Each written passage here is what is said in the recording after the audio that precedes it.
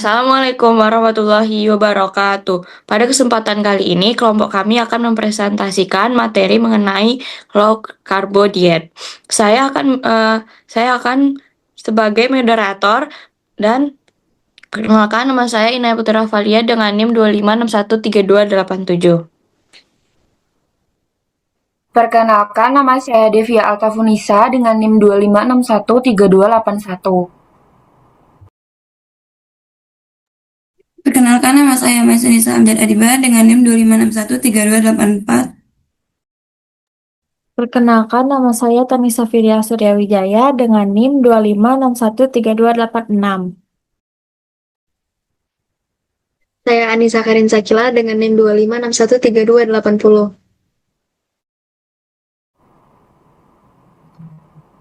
Slide selanjutnya.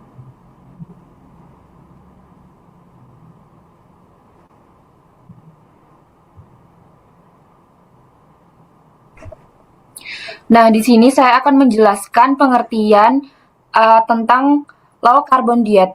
Low carbo diet adalah pola makan yang membatasi asupan karbohidrat dan menggantinya dengan protein serta lemak sehat. Nah, tujuannya adalah membuat tubuh beralih dari penggunaan glukosa menjadi lemak sebagai sumber energi utama. Ketika asupan karbohidrat berkurang, kadar glukosa darah dan hormon insulin ikut menurun, sehingga tubuh mulai memanfaatkan cadangan lemak untuk menghasilkan energi. Nah, ini merupakan skema metabolisme pada low carbo diet. Urutan metabolisme pada low carbo diet dimulai dari berkurangnya asupan karbohidrat yang menyebabkan glikolisis menurun. Selanjutnya, tubuh meningkatkan lipolisis untuk memecah trigliserida menjadi asam lemak dan gliserol.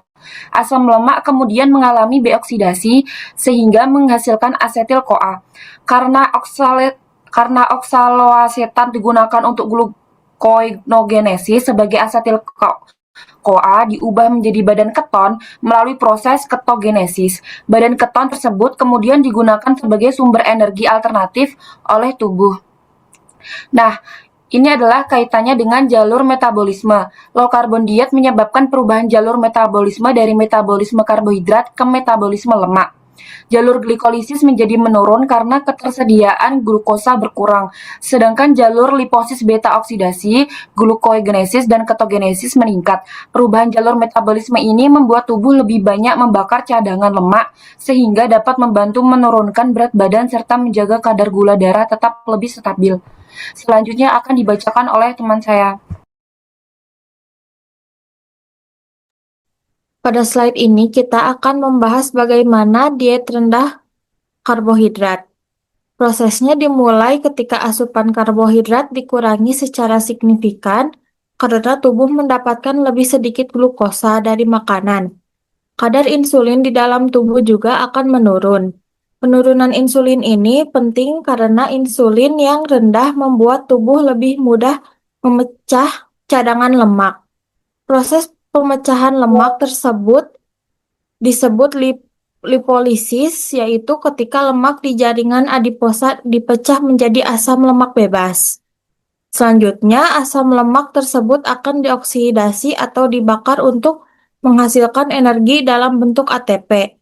Pada kondisi tertentu, sebagian asam lemak juga dapat diubah menjadi badan keton yang dapat digunakan sebagai sumber energi alternatif.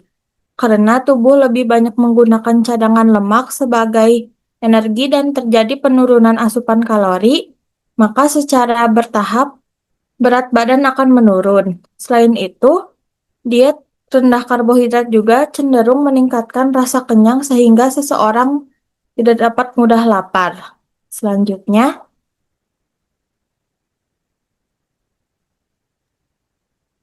Di slide ini menjelaskan beberapa manfaat dari low carbo diet. Yang pertama, yaitu menurunkan berat badan. Saat asupan karbohidrat dikurang, tubuh akan lebih banyak menggunakan lemak sebagai sumber energi, sehingga pembakaran lemak meningkat dan berat badan dapat menurun. Kedua, membantu mengontrol glukosa darah. Dengan mengkonsumsi karbohidrat yang lebih sedikit, lonjakan gula darah setelah makan menjadi lebih rendah sehingga kadar gula darah lebih stabil. Hal ini juga bermanfaat bagi penderita diabetes tipe 2. Yang ketiga, meningkatkan sensitivitas insulin, artinya sel-sel tubuh menjadi lebih responsif terhadap insulin sehingga glukosa lebih mudah masuk ke dalam sel dan kadar gula darah lebih terkontrol. Yang keempat, menurunkan kadar trigliserida. Hal ini terjadi karena produksi FLDL di hati berkurang, sehingga jumlah trigliserida yang beredar dalam darah juga menurun. Terakhir, low carbo diet dapat meningkatkan kadar kolesterol HDL atau kolesterol baik.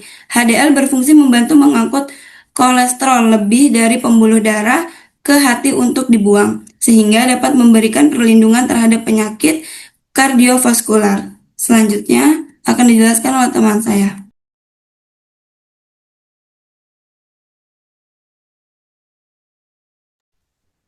Jadi di sini adalah slide resiko dan kesimpulan.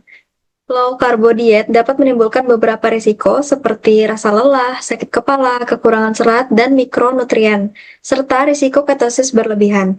Jika dilakukan dalam jangka panjang dengan asupan protein yang tidak seimbang, diet ini juga dapat memberi beban pada ginjal. Jadi kesimpulannya, low carbo diet dapat membantu menurunkan berat badan dan memperbaiki metabolisme melalui pengurangan asupan karbohidrat dan peningkatan pembakaran lemak. Namun, diet ini perlu dilakukan secara seimbang agar manfaatnya optimal dan risiko efek samping dapat diminimalkan. Terima kasih. Baik, terima kasih kepada seluruh pemateri atas penyampaian materinya, serta kepada teman-teman yang telah berpartisipasi. Dengan demikian, seluruh rangkaian presentasi kami telah selesai. Apabila masih terdapat kekurangan dalam penyampaian maupun isi materi, kami mohon maaf. Terima kasih atas perhatian yang telah berikan. Wassalamualaikum warahmatullahi wabarakatuh.